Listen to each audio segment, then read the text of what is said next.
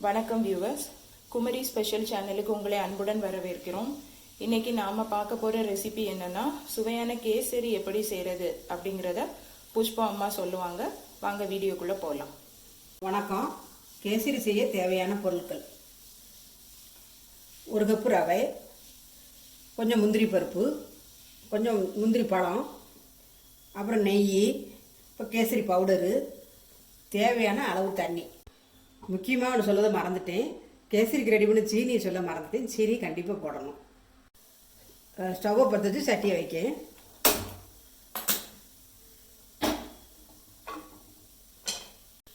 சட்டி சூடாயிட்டு 2 ஸ்பூனு நெய் ஊற்றுதேன்.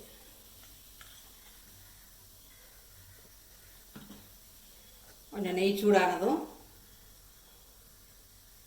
நெய் நல்லா காஞ்சிட்டு அப்புறம் இந்த பழத்தை போடுதேன். முந்திரி பழம்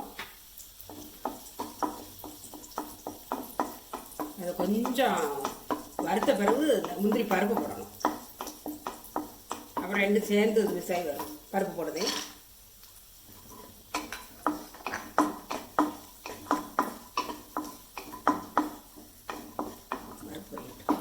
கொஞ்சம் பருப்பு கரைஞ்சிராதபடி கொஞ்சம் சிம்மில் வச்சு அந்த பருப்பையும் அந்த பழத்தையும் வறுத்து எடுக்கணும்.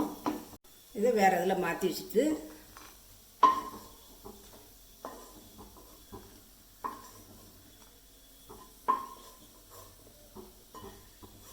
இந்த ரவையும் போட்டு வறுக்கலாம். நல்லா ஒன்று போல் வறுத்துடணும். வறுத்தாயிடுச்சு, ஒன்று போல் வறுத்தாச்சு. நல்ல மனம் வந்துக்கிட்டு இருக்கு. இதுன்னு ஒரு பாத்திரத்தில் கொட்டி வச்சுட்டு அப்புறம் தண்ணி ஊற்றணும்.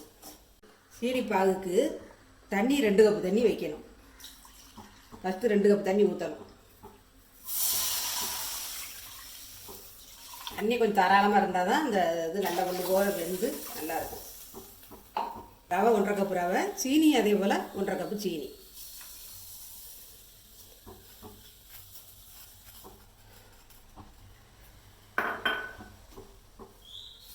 இது ஒன்று போல் நல்லா கலந்து வரணும். தண்ணி நல்லா கொதிக்க ஆரம்பிச்சிருச்சு. அப்புறம் இந்த வறுத்து முந்திரி பழத்தை போடணும். அது சீனிப்பாக ஏதாவது கம்பி பதத்துக்கு வரணுமா அல்லது அதுக்கு முன்னாடியே தண்ணி கொதிக்கும் போதே போட்டால் சரியாக வரும். அப்புறம் கொஞ்சம் கேசரி பவுடரு, நீங்கள் வேணாலும் மஞ்சள் கலரில் இருக்குது, அது வேணாலும் வாங்கி போட்டுங்க. கொஞ்சம் போல் கேசரி பவுடர் கொஞ்சம் போல் போட்டிருக்கேன்.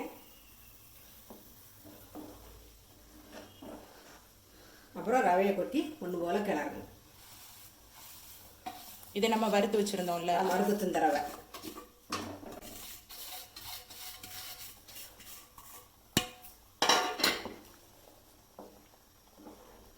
எவ்வளோ நேரம் கொஞ்சம் இது ரெடியாக கொஞ்சம் குழுகுழுப்பு ஆகுது வரைக்கும் அப்படியே கொஞ்சம் கிளச்சி விட்டே இருக்கணும்.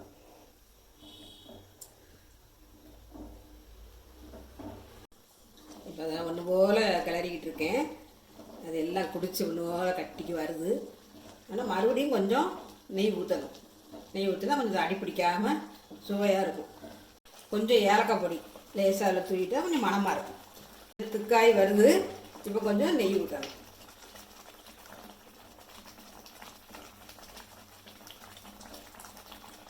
ஊற்றியாச்சு. கேசரி பதத்துக்கு வந்துட்டு இது ஒரு 5 நிமிஷம் ஆகும்போது நல்ல உரையை கொடுத்துரும். அடுப்பு ஆஃப் பண்ணிடுறேன். இது கேசரி கொஞ்சம் உரையிட்டு. சுவையான கேசரி ரெடி. ஒரு பாத்திரத்தில் எடுத்து வைக்க எல்லாமே. சுவையான கேசரி ரெடி. நீங்களும் வீட்டில் ட்ரை பண்ணி பார்த்துட்டு எப்படி இருக்குன்னு எங்களுக்கு தகவல் கொடுங்க. வணக்கம், நன்றி. இந்த வீடியோ உங்களுக்கு பிடிச்சிருந்தா லைக் பண்ணுங்க, ஷேர் பண்ணுங்க, சப்ஸ்கிரைப் பண்ணுங்க. தேங்க்யூ.